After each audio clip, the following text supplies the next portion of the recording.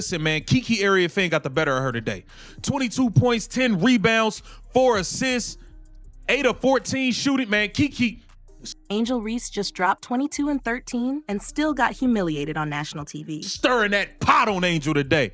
Listen, the Chicago Sky are trash. And Washington Mystics, you are a 500. Dominant stat line? Absolutely. But dominance means nothing when your team's getting cooked like barbecue chicken in July. Because while Angel was racking up numbers, the Chicago Sky were getting embarrassed. Rookies from the Washington Mystics were making history. Announcers were laughing. And then it happened. Shakira Austin turned, scored, and hit Reese with the coldest too small taunt of the season. Right in her face. Right on live TV. And it was like the whole league said, we're not scared of Angel anymore. That one play, it wasn't just disrespect. It was a warning shot. A signal flare revealing everything that's been going wrong this season with Angel, with the Sky, and with a fan base that's finally asking the question no one dared to say out loud. Is Angel Reese actually making her team worse? Let's break it down. On paper, Angel Reese did her job. Another double-double, her 11th straight. A streak like that should be front page news. But here's the cold truth. While Reese was stacking stats, the Chicago Sky were getting steamrolled. Final score, 103 to 86. A 17-point beatdown. And guess who was on the court for 28 of those minutes? Reese wasn't just a bystander. She was right in the eye of the storm. The Mystics, they didn't even have their full lineup. Didn't matter. They owned the paint, 52 points inside like it was nothing. That's not a crack in the defense. That's a canyon. And the player who's supposed to be the anchor down low, she was getting dragged with the current. Sure, Reese got her rebounds, got to the line, but when your opponent is waltzing down the lane like it's rush hour on an empty highway, those numbers feel a lot less like dominance and a lot more like cleanup duty. And maybe the harshest reality of all wasn't in the box score. It was the sound of broadcasters laughing mid-game after Reese blew a routine layup. Their mics caught the chuckle, their faces tried to hide it, but they couldn't because everyone watching saw the same thing. This wasn't just a rough night, it was a bad look. But that was only the beginning. You want to know what real embarrassment looks like? It's not missing a shot. It's not even losing by 17. It's getting clowned on national television and then hearing the announcers laugh while it happens. That's exactly what went down when Shakira Austin, one of Washington's rising stars, drove straight at Angel Reese in the first quarter. She scored clean and then, with no hesitation, hit her with the coldest too small gesture we've seen all season. No trash talk, no build-up, just a silent, devastating message. You can't stop me. And the broadcasters, they didn't just call the play. They laughed on air. You could hear it. And then came the awkward silence. When they realized they were still live, still mic'd, still supposed to be neutral. That moment wasn't just about one bucket. It was a turning point. It was the moment the entire building and everyone watching realized who really had control of the game. And Angel, she didn't bounce back. She didn't get fired up. She didn't respond with lockdown defense or a highlight of her own. Instead, she faded deeper into a game that was quickly spiraling out of reach. But it wasn't just Austin who exposed her. While Angel Reese was busy chasing another double-double, two Washington Mystics rookies were out there writing their names into WNBA history. Sonia Citron dropped a career-high 28 points. Kiki Iriafen added 22 points and 10 rebounds. Together, they became the first rookie duo in Mystics history to each score 20 or more in the same game. And they did it against a Chicago team stacked with veterans. Against Angel Reese, who was supposed to be the face of the Sky's future. But on that court, Citron and Iriafen weren't just surviving. They were thriving. They carved up Chicago's defense like it was preseason. They moved with confidence, attacked the paint, and played with a chemistry the Sky looked disorganized and slow. The worst part? This wasn't a one-off. These two rookies didn't just have breakout games. They exposed everything wrong with Chicago's defensive core. Reese couldn't contain them. The help defense never came. And possession after possession, the Sky looked like they had no answers. Reese put up her numbers, sure, but Citron and Iriafen, they made an impact where it actually counts, on the scoreboard. And just when it looked like things couldn't get any worse, the illusion started to crack. Let's be honest, Angel Reese's double-doubles are starting to feel more like smoke and mirrors than signs of dominance. In this game, she shot just 6 for 16 from the field. That's barely 35%. She also picked up 5 fouls, limiting her ability to play aggressively down the stretch. And while she hit 10 out of 11 free throws, the impact of those points was completely overshadowed by how badly the Sky were getting torched on the other end. Her stat line says she battled, but the scoreboard says otherwise. The truth? Chicago has now lost 6 straight games, and that streak started before Reese even returned from her back injury. So while she's been padding the box score, the team has been slipping further and further down the standings. At 7-19, they're clinging to the bottom of the barrel, miles away from playoff contention. This isn't just bad luck, it's a Patty's racks up numbers. The Sky get blown out over and over again. Her rebounds might look good on social social media, but they haven't translated into wins, chemistry, or defensive stability. At some point, you have to ask, are these double-doubles actually helping, or are they just covering up the real problems? Because while Reese keeps collecting stats, Candace Parker was watching, and she had something to say. When Candace Parker speaks, people listen. She's not just a 3-time WNBA champion and 2-time MVP, she's one of the most respected voices in the game. And during a recent episode of her new podcast, Post Moves, she didn't mince words. She ranked Angel Reese as a C-tier player. All of you all that are gonna go home and write a biography on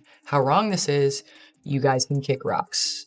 What's up, fam? Candace Parker here. I'm gonna do a tier ranking of WNBA players. No shade, no hate, just honest basketball talk. Parker made it clear, Reese might excel at offensive rebounding, but she's not someone you build a franchise around. She's not a primary scorer. She's not a top-tier defender. And most importantly, she's not making her team better. In Parker's words, to be above that C level, you have to be able to carry a team, be a 1 or 2 option. Reese, she said, simply isn't there. Then came the comparison that hit hardest. Parker stacked Reese up against real franchise players, Caitlin Clark, Aja Wilson, Nafisa Collier, and the gap was undeniable. Those women don't just fill the stat sheet, they carry teams, they win games, they change franchises. And here's the kicker. Parker wasn't being cruel. She praised Reese's growth, she acknowledged her talent, but she also called out the uncomfortable truth. Effort and energy are great, but leadership, consistency, and elite-level skill are what win championships. Cameron Brink, I think, is, the unknown. So I put Cameron Brink on the C level, I think, just in terms of her kind of showing glimpses of what she's capable of. I think WNBA, with the space and her length and versatility, she's going to be able to have an impact on the defensive end immediately.